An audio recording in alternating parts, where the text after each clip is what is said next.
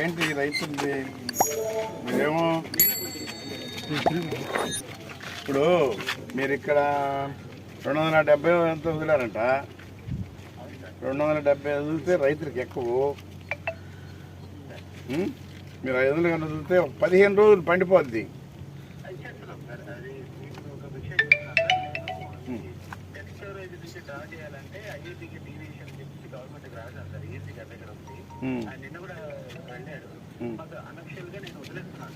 ఇప్పుడు అది కాదు ఎస్సీ గారు, ఇప్పుడు మనకి ఆల్మోస్ట్ ఇంచుమించు 11 టీమ్స్ ఉంది. 8 తీసేయండి, 3 ఉంటుంది.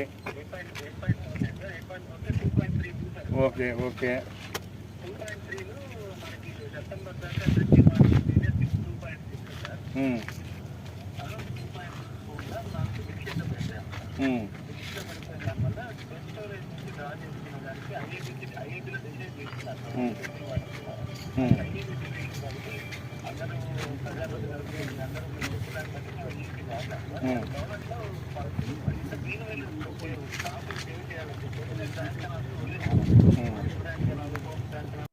నీళ్ళు ఇటు డ్రింకింగ్ వాటరు ఇది ఓపెన్గా పెట్టడమే గతంలో స్వర్గీయ ఎన్టీ రామారావు రైతుల్ని దృష్టిలో పెట్టుకొని రైతులకు కూడా నీళ్ళు ఇవ్వాలనే కాన్సెప్ట్తోనే ఈ తెలుగు గంగ కాలువను ఏర్పాటు చేసింది.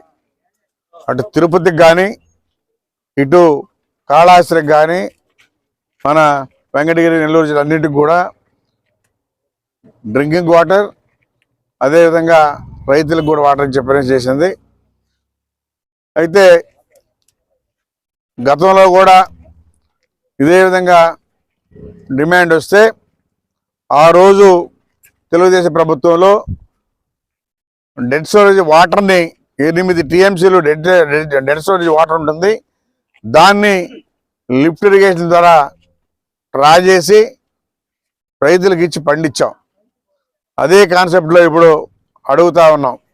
అందుకని ఇప్పుడు ఎస్సీ గారితో మాట్లాడితే మేము పర్మిషన్ రాసి ఉన్నాం సార్, ఖచ్చితంగా ఇస్తాం సార్ అని చెప్తున్నాడు. ఖచ్చితంగా ఇస్తాం కాదు, ఖచ్చితంగా రైతులను ఆదుకోవాల్సిన బాధ్యత అందరి మీద ఉంది, ప్రభుత్వం మీద ఉంది, ఈరోజు ఈ ప్రజల మీద ఉంది.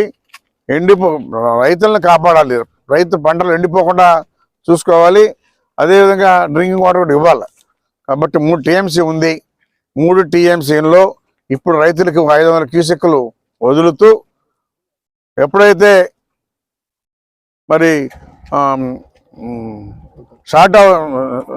షార్టేజ్ వస్తుందో ఆ రోజు లిఫ్ట్ ఇరిగేషన్ ద్వారా డ్రా చేసి ఇవ్వాల్సినటువంటి బాధ్యత ఉందని చెప్పి కూడా మేము తెలియజేస్తూ ఉన్నాం.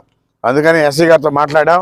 ఎస్సీ గారు ఈ రోజు నుంచే వదులుతామని చెప్పడం జరిగింది. ఖచ్చితంగా రైతులు పంట పండేంత వరకు మార్చి 15-20 తారీఖుల వరకు కూడా నీళ్ళు ఇవ్వాలని చెప్పని కూడా మేము డిమాండ్ చేస్తున్నాం.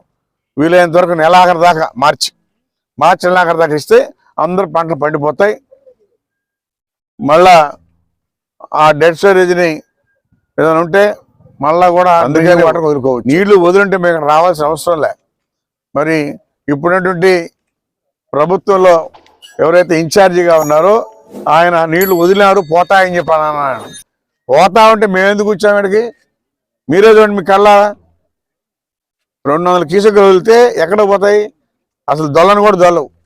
మినిమం 500 క్యూసెక్కులు వదిలితేనే రైతులకి నీళ్ళు ఇవ్వగలుగుతాము. మరి అది ఎందుకు నువ్వు స్పష్టంగా చెప్పలేకపోయావు?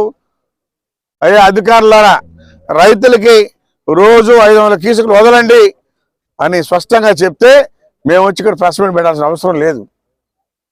అందుకని ఇకనైనా వచ్చి పరిశీలించి నీళ్లు పోతున్నాయా లేదని చూసి మన అధికారులకి ఇన్స్ట్రక్షన్ ఇవ్వాల్సిందిగా మేము డిమాండ్ చేస్తూ ఉన్నాం.